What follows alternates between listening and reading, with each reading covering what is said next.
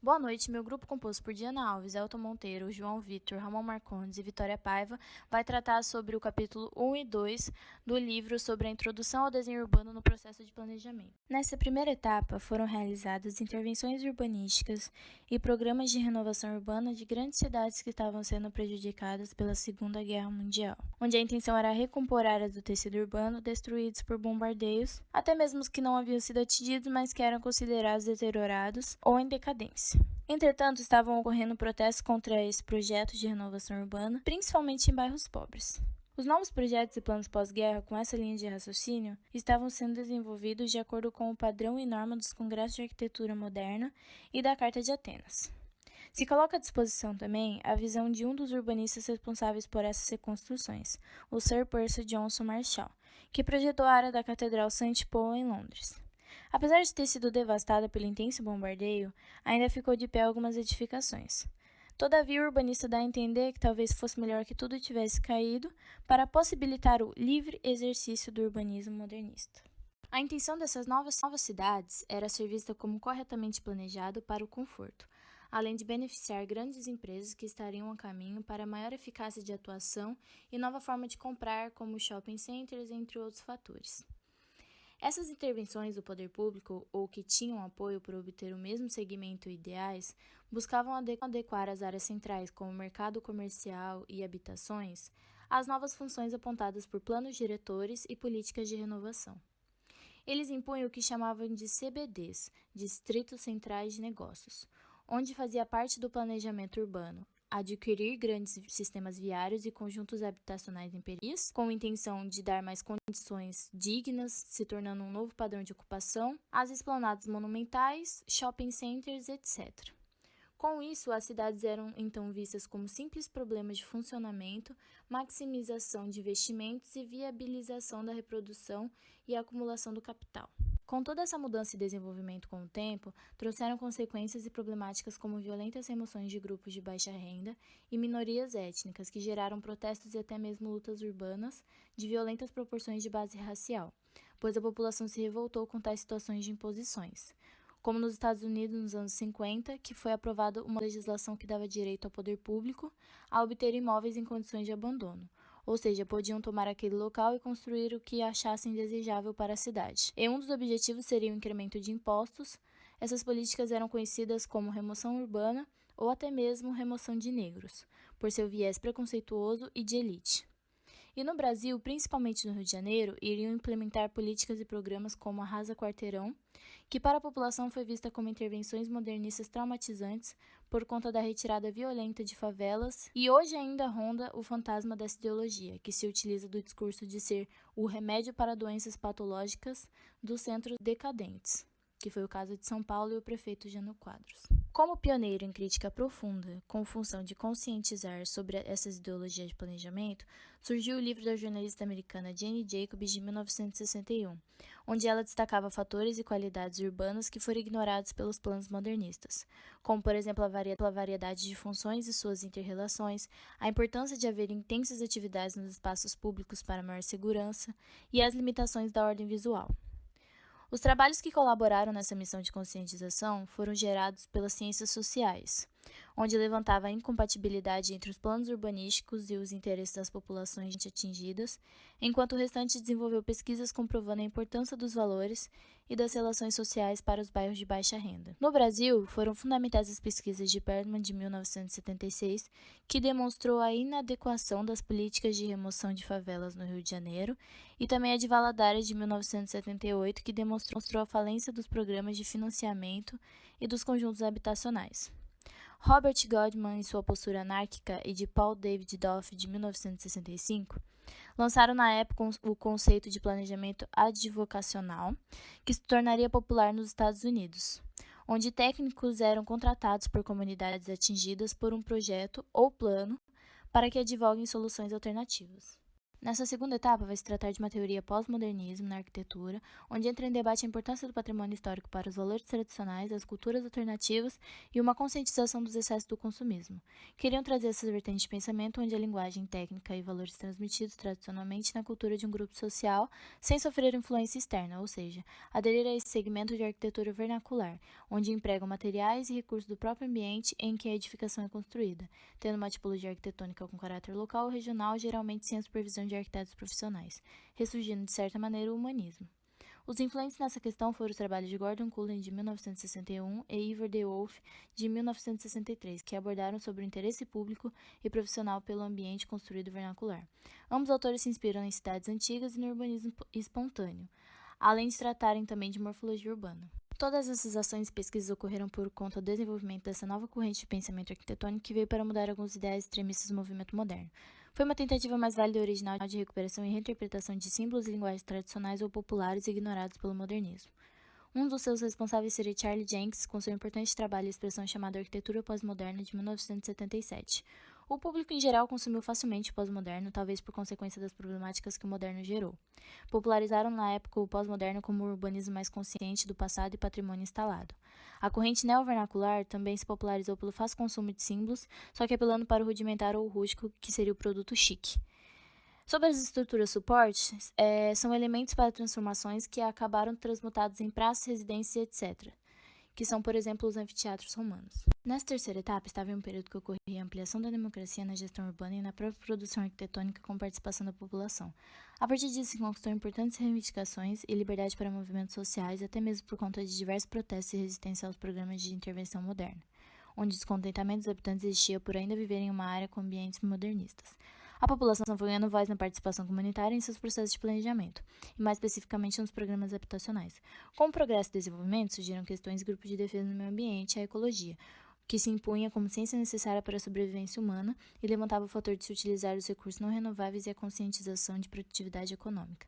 A sociedade de sua nova geração buscava novas ideologias alternativas e forma comunitária de vida. Os governos se conscientizaram que seria uma solução mais populista e econômica e visaram que essa participação tomaria formas como mão de obra comunitária barata para as obras, garantindo influência nos processos de tomada de decisão. Nos anos 60, os teóricos e técnicos começaram a se conscientizar da escala do problema habitacional, chegando aos estudos sobre estrutura-suporte. Por fim, a ideia geral era institucionalização de processos participativos em habitação, maior autonomia local e o Estado agindo nas condições não possíveis de serem conquistadas pelas comunidades, como programas de financiamento, transporte coletivo, assistência técnica, acesso ao loteamento, etc.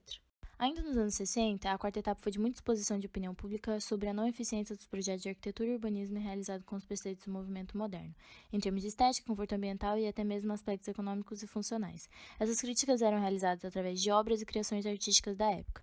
Em relação ao urbanismo, assim como Christopher Alexander, de 1965, citou em seu artigo, a crítica era sobre a visão simplória com que o modernismo interpretava o urbano. As inovações principais no sentido de posturas e métodos em desenho urbano se iniciam na obra de Kevin Lynch, de 1960 a 1981.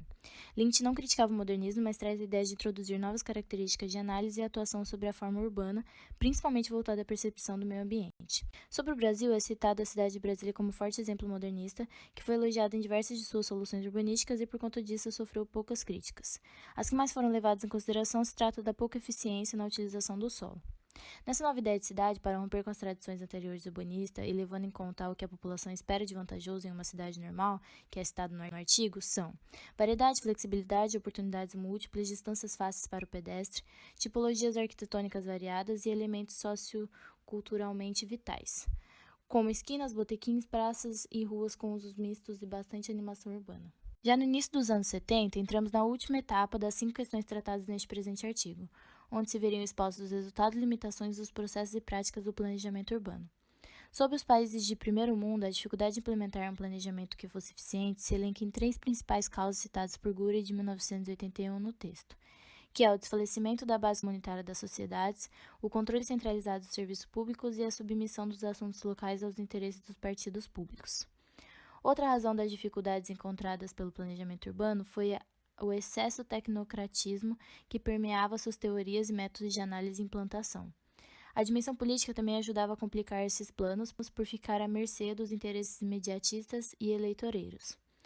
E hoje, principalmente no Brasil, como disserta o texto, a população tem pouco entendimento em assumir uma posição quanto à sua visão de equidade urbana, e por isso não consegue ocupar seu papel social nesse âmbito. Capítulo 2. Vimos como o contexto de mudanças dos anos 60 refletia uma insatisfação geral com o ambiente construído, tanto no planejamento quanto na arquitetura. Após a Segunda Guerra Mundial, a demanda por planejadores aumentou devido à necessidade de reconstrução das cidades. Com o Estado envolvido nos esforços de reconstrução e reestruturação econômicos e com o desenvolvimento do sistema capitalista, necessitava-se de planos principalmente econômicos e de investimento. Nesse período, foram fundados nos Estados Unidos os primeiros cursos de pós-graduação do que então se definia Civic Design, em meados dos anos 50, cuja visão acabou se baseando na tradição modernista e monumentalista. Planejar não mais seria encarado como atitude socialista, depois da guerra, mas como uma necessidade para a integração de ações e maximização de investimentos, segundo opções necessariamente políticas. O poder público incentivaria a criação e o desenvolvimento de cursos de planejamento, fortalecendo seus procedimentos racionais para a tomada de decisões, auxiliado por várias disciplinas como a economia, a sociologia e a geografia. A visão globalizante buscada pelo planejamento resultou no tratamento da cidade como um sistema racionalmente disposto. Na questão do planejamento urbano, os enfoques generalizantes ignoravam especificidades do urbano, tanto a nível físico-espacial, sociocultural ou microeconômico, sendo que as propostas dos planos tinham pouca relação com a realidade do cotidiano da população.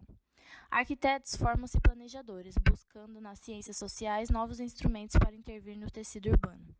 A dimensão urbanística e a escala vivenciada pelos cidadãos foram totalmente ignoradas. As resultantes tinham pouca relação com as características do local. Zoneamento era uma mancha colorida com preocupações estéticas. Por sua vez, a arquitetura tampouco mostrava-se com maiores preocupações pelo cotidiano dos cidadãos e pelas especificidades físico-ambientais das cidades. Com a importância dada ao símbolo enquanto transmissor de valores socioculturais específicos, os estilos assumiram prioridade maior na produção arquitetônica burguesa. Uma postura, aliás, bastante coincidente com a situação buscada pelo movimento modernista e o International Style. O ensino e a prática da arquitetura estavam ignorando preocupações vitais para a qualidade das cidades, como a inserção da obra em seu contexto urbanístico, o respeito às tipologias, morfologias, a passagem ao sítio e as interrelações entre os vários elementos urbanos e seus usuários. A arquitetura como planejamento não conseguia uma perfeita integração de seu objeto de estudo e trabalho ao genius loci, que bem expressa o caráter e a identidade de um lugar. Outros estudos já começavam a despontar para a importância de um novo redirecionamento da prática da arquitetura para a criação do lugar. Assim, o distanciamento das preocupações do planejamento da arquitetura refletiu no espaço vivencial público do cotidiano dos habitantes das cidades. A dimensão mais evidente para a população, revelando quanto as cidades sofrem com o surgimento deste abismo no tratamento do urbano. Foi para responder à necessidade de complementar este abismo que se impôs o desenho urbano, com suas novas categorias de análise e atuação sobre o urbano. A situação acadêmica na Grã-Bretanha, em 1970, foi analisada por um importante relatório do Real Instituto Britânico de Arquitetura, RIBA, que admitiu a necessidade de profissionais treinados em desenho urbano no mercado e no poder público. O Real Instituto Britânico de Arquitetura, RIBA, e o Conselho de Pesquisas em Ciências Sociais apoiaram e foram fundamentais para o desenvolvimento e sobrevivência dos cursos de desenho urbano em termos de alocação de recursos.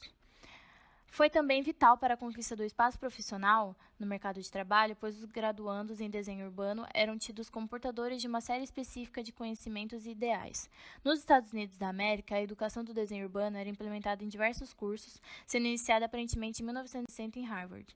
Em uma conferência na Universidade da Califórnia, em 1979, concluiu-se que o interesse do público no desenho urbano ultrapassa a questão de implantação de edificações específicas. Segundo a conferência, as comunidades eram mais engajadas em lutas relativas à imagem da cidade, sendo identidade própria e autorrespeito. O desenho urbano concentra-se em algumas temáticas de desenvolvimento disciplinar, como técnicas e instrumentos de controle do desenvolvimento do meio ambiente construído, interpretação de valores e necessidades comportamentais individuais e de grupo, desenvolvimento de técnicas operacionais do ambiente urbano, resolução de problemas interdisciplinares e o desenvolvimento dos meios de implementação. Portanto, além da pesquisa fundamental em campos disciplinares diferentes, aplicados ao ambiente urbano, às percepções, ao comportamento e aos valores da população, é fundamental que o desenho urbano possa desenvolver programas e projetos operativos, com horizontes de médio e longo prazo de implantação. A atuação do desenho urbano nos Estados Unidos é mais sólida, pois a dimensão pública das cidades e dos bairros é motivo de grande interesse da população e a mesma participa ativamente. De qualquer forma, nos Estados Unidos, o desenho urbano é visto como importante área profissional, onde a maioria dos atuantes são arquitetos ou planners graduados em planejamento, tal qual o perfil encontrado na Grã-Bretanha.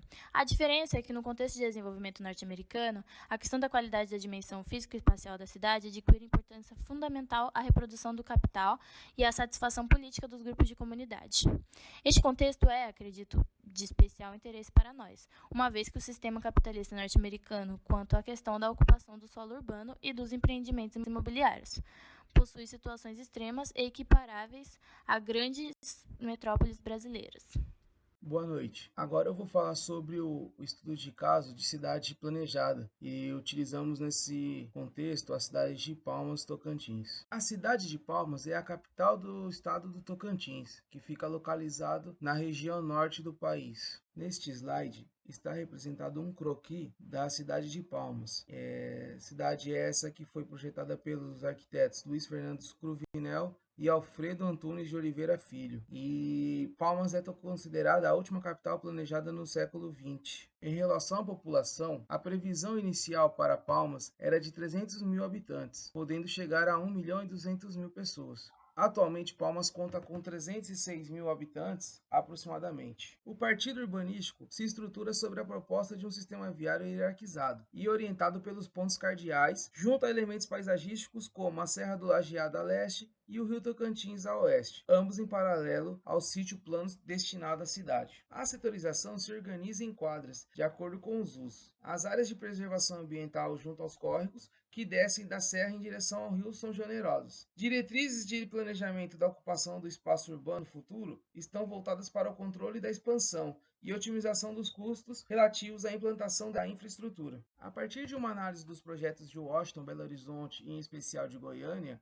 do ponto de vista do traçado viário, de tráfego e de transportes, os autores concluíram que todas essas estruturas, que têm muitas ruas, curvas e intersecções complicadas, acabam resultando numa incompatibilidade no padrão atual de movimentação de pessoas, de fluxo de tráfego. Então optaram pela malha ortogonal, aberta como princípio básico, solução que respondia de modo satisfatório pelo critério da flexibilidade em um terreno topograficamente apropriado. Ainda em relação à implantação da cidade, foi observado o fator dos ventos predominantes na direção leste-oeste, que poderiam ser aproveitados para minimizar os efeitos da alta temperatura e do período seco, com uma orientação correta dos edifícios a serem construídos. Em relação ao uso do solo, não foram definidas zonas a partir de determinações excessivamente detalhadas. Pelo contrário, concentrar os serviços urbanos em um grande eixo viário mais denso, no sentido norte-sul, com uma escala de compatibilidade que oferecesse um bom sistema de transportes multimodal, com ônibus, metrô e VLT. Os autores viam a cidade como um fenômeno social e a organizaram dessa maneira. Para restringir uma ocupação de caráter segregador, propuseram uma faixa limítrofe de baixa densidade, com sistema viário expresso destinado às atividades de lazer, educação e cultura. Então, aqui basicamente está resumido, os pontos determinantes, que são as vias e sua hierarquização, as quadras e seus usos predominantes, as áreas de preservação ambiental ao longo dos córregos, rios e na serra, com o intuito principal de orientar a expansão da ocupação futuramente, evitando assim gastos excessivos com a infraestrutura. Em relação aos locais ideais das atividades, a parte institucional de comércio e de indústria fica ao longo dos grandes eixos viários, e a moradia e lazer próximo às áreas naturais preservadas, levando-se em consideração a preservação da vegetação nativa, os ventos predominantes, a moldura da paisagem pela serra e pelo lago, o bom funcionamento dos acessos viários e o custo da infraestrutura urbana da cidade. Os conceitos fundamentais dos autores parte da integração da natureza através de um traçado simples e lógico, e a promoção da consciência social e ecológica. A concepção urbanística deve ser precedida de um ideal que atenda às aspirações do homem e da coletividade, rechaçando explicitamente a concepção de uma cidade repleta de status, submetida à sociedade do consumo. A concepção da cidade futurista é negada, pois deixa a desejar no aspecto do verdadeiro bem-estar do homem em seu habitat, bem como a cidade geométrica e sua rigidez racionalista, que seria uma imposição contra a natureza.